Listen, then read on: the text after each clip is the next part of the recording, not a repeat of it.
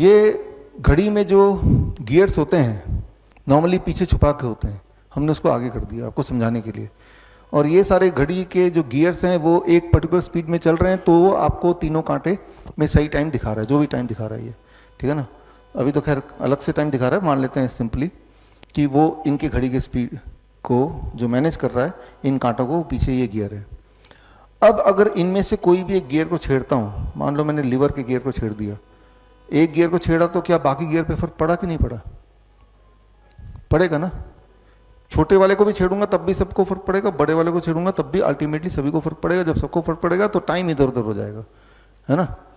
तो टाइम को डिस्टर्ब करने के लिए सारे गियर को छेड़ने की जरूरत नहीं, किसी एक को भी छेड़ेंगे तो भी आपका टाइम गड़बड़ हो जाएगा, है ना। क्यों? क्योंकि सारे गियर आपस में एक दूसरे के साथ एक सिंक्रोनी के साथ, राइट, एक हार्मनी के साथ, ताना बाना के साथ वो चल रहे हैं। ठीक इसी प्रकार हमारे बॉडी में अलग अलग ऑर्गन्स हैं, जैसे यहाँ पे इसको हार्ट बोल रहा हूँ मैं, इसको पेनक्रियास बोल रहा हूँ, ये ब्रेन है, लेकिन ये आपस में भी एक दूसरे से कनेक्टेड है। ठीक उसी प्रकार हमारे बॉडी में भी हार्ट है, ब्रेन है, किडनी है, सब आपस में एक दूसरे से कनेक्टेड है। और जब ये जो आपस का जो ताना बाना है, इसे बोलते हैं circadian clock of the body, right.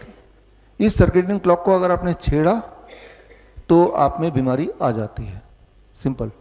जिस तरह से मान लीजिए यहाँ पे ऑर्केस्ट्रा है, यहाँ पे म्यूजिशियन बैठे हैं, गिटार वाला भी है, पियानो वाला भी है, तबले वाला भी, बांसुरी वाला भी है।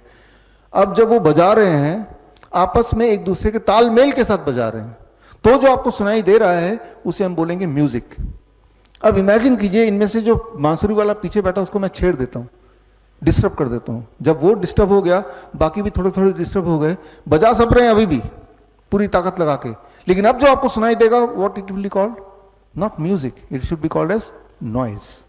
नॉइज और म्यूजिक में इतना ही फर्क है कि आपस का ताना बाना लॉस्ट हो गया। ठीक उसी प्रकार आपके बॉडी के सारे ऑर्गन जब एक दूसरे की सिंक्रोनी में काम करेंगे, हार्मनी में काम करेंगे, आपकी जीवन को बोलेंगे म्यूजिक।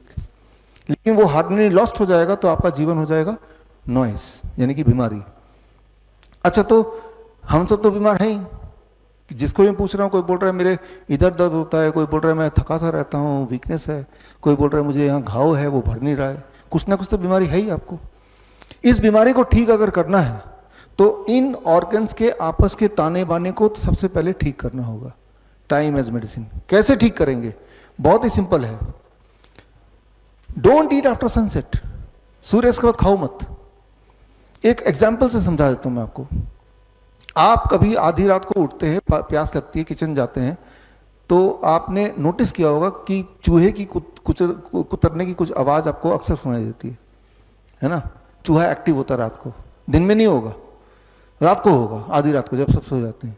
चूहे को भगवान ने नॉकटर्नल एनिमल बनाया है, वो रात को खाता है, खाना ढूंढता है, दिन में वो रेस्ट करता है, छुप जाता है। अब एक्सपेरिमेंट किया गया कई बार, चूहे 100 चूहे ले लिए एक ही तरह के, और 100 में से 50 चूहों को रात को खाना फीड किया गया मिडनाइट में, जो कि उसका नॉर्मल साइकिल ऑफ ईटिंग है, और 50 चूहों को वही वाला खाना सूर्य उगने के बाद फीड किया गया।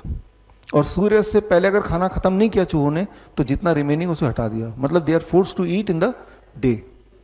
ये देखा गया एक ही महीने के अंदर जिन चूहों को सुबह खाना मिला, सेमी खाना, वो चूहे, उनका ब्लड शुगर बढ़ गया, उनका ब्लड प्रेशर बढ़ गया, वो मोटे होने लगे, कमजोर होने लगे, लिथार्जिक होने लगे, और कुछ चूहे का धीरे धीरे देख रहे डिटोरेट होते जा रहे उनकी, और उनकी कुछ चूहों की मौत भी हो गई।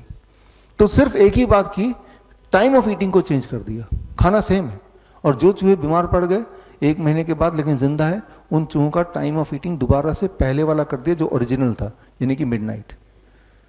अब देखा कि 1 हफ्ते के अंदर दे कुड रिवाइव, जितना टाइम लगा बीमार करने में उसका बहुत फ्रैक्शन ऑफ टाइम में वो रिवाइव भी हो रहे हैं।